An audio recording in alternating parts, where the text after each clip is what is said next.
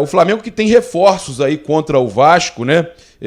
Que não atuaram contra o Bangu e que podem atuar na semifinal contra o Vasco. A gente colocou o Thiago Maia e o João Gomes no time titular, mas a gente tem os retornos aí de Andreas Pereira e William Arão, tá? Que voltaram após a suspensão com o terceiro cartão amarelo. Eles treinaram normalmente e estão à disposição do técnico Paulo Souza para a semifinal. Passar para vocês que a última parcial de ingressos tinha sido de 30 mil, né? 30 mil ingressos vendidos e a gente agora já deve estar na casa dos 38, 36, entre 36 e 40, né, mil ingressos. Acredito que a lotação máxima de 52 mil possa chegar. Acredito que a gente possa ter perto disso. O Vasco vacilou na venda dos ingressos, deu mole, né?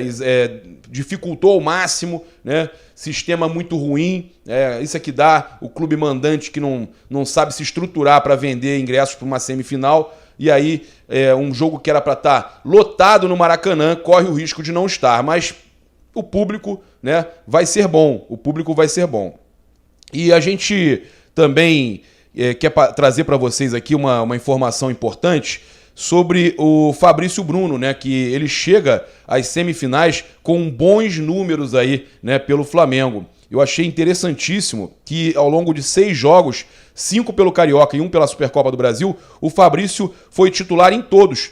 No estadual, por exemplo, justifica aí a confiança depositada por Paulo Souza com muitos desarmes, tá? São 12 desarmes com média de 2,40 por jogo e eficiência de 92%. Ele só fica atrás de quem? Do João Gomes, que soma 23 botes certos, né? E são dados aí do Footstats.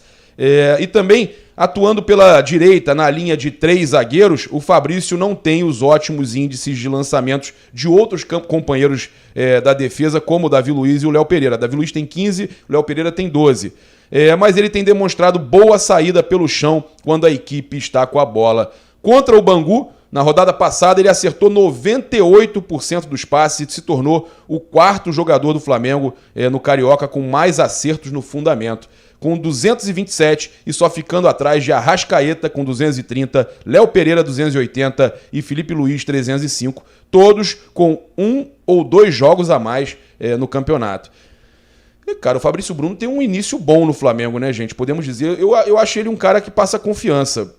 E vamos falar do Bruno Henrique também, né? Números do Bruno Henrique, o rei dos clássicos, porque além de ter números maravilhosos pelo Flamengo, o Bruno Henrique, que a gente espera que entre novamente numa boa fase, ele tem 77 gols pelo Mengão, 36 assistências e aproveitamento de 70,4% com a camisa do Flamengo, né? E ele terá mais uma semifinal, né? E em partidas eliminatórias, inclusive finais, ele soma 44 jogos e tem 22 gols. Metade dos jogos ele tem gols, tá? 11 assistências. Então ele é decisivo, ele não é só o rei dos clássicos, não, ele é o rei das decisões.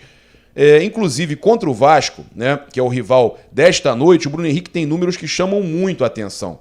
São 7 jogos, tá? Sendo 4 vitórias, 2 empates e apenas uma derrota, com 7 gols marcados. 7 jogos, tem 7 gols marcados. É impressionante, né? O Vasco é a maior vítima do Bruno Henrique desde a sua chegada ao Flamengo, ao lado do Atlético Paranaense. Então o Bruno Henrique costuma ir muito bem contra o Vasco e contra o Atlético Paranaense.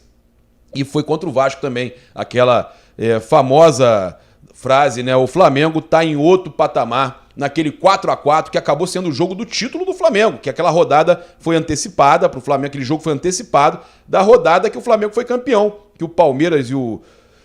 Eu acho que foi Palmeiras e Grêmio, né, que empataram e o Flamengo foi campeão no dia seguinte de Lima, do Flamengo campeão da Libertadores, dia seguinte campeão brasileiro, mas aquela rodada tinha sido disputada antes, foi a rodada do Flamengo e Vasco. O Vasco comemorou o 4-4, eles comemoraram o título do Flamengo. O Flamengo foi campeão naquela rodada. Coisas aí, curiosidades, né, de Flamengo e Vasco.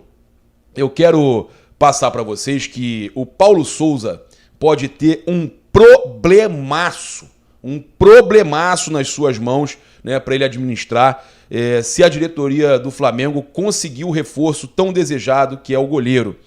Isso porque até a ESPN debateu sobre isso, porque o Diego Alves é um dos líderes aí do elenco e tudo mais, era titular, né, passou aí muitos anos como titular do Flamengo, perdeu a posição de titular aí para o Hugo Souza, e com a chegada de um novo goleiro, o Paulo Souza pode ter que administrar o Diego Alves numa terceira opção, né, como terceiro reserva, né, segundo reserva no caso, terceiro goleiro. E isso aí pode ser uma coisa complicada de ser administrada, até por ser um goleiro aí, né, com muito nome, muito status. Mas é o que a gente sempre fala aqui. É melhor pecar pelo excesso do que pecar por não ter. O Flamengo, hoje, está começando a ter muita disputa em todas as posições. A gente trouxe quantos zagueiros o Flamengo tem agora. Fica preocupante até para o Rodrigo Caio garantir a titularidade.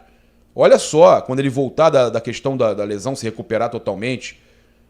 A gente tem Fabrício Bruno, tem o Pablo que chegou, o Davi Luiz, o Léo Pereira, o Gustavo Henrique, o Noga, o Cleiton, Rodrigo Caio.